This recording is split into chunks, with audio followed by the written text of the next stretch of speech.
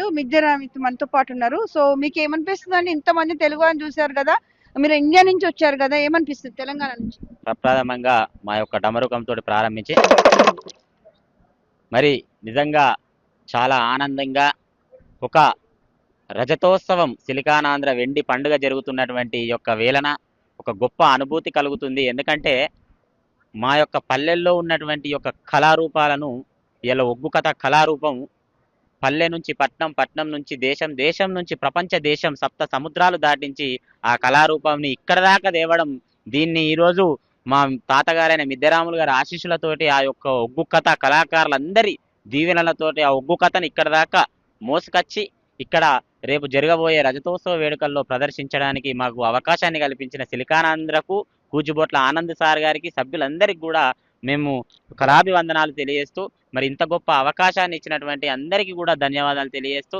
చాలా సంతోషంగా ఉంది. ఈ యొక్క కళారూపాలను బ్రతికించి ముందు తరాల వాళ్ళకు తెలియజేసే విధంగా ఈ సిలికానాంధ్ర సంస్థ వారు చేస్తున్నందుకు, భవిష్యత్ తరాలకు మా యొక్క ఒగ్గు కథ కళారూపం తెలియజేసే విధంగా చేస్తున్నందుకు చాలా ధన్యవాదాలు. మీ టీవీ9 వారికి కూడా మా కళాకారులను ప్రోత్సహించి మంచి భవిష్యత్ తరాలకు చూపించే విధంగా చేస్తున్నందుకు చాలా ధన్యవాదాలు.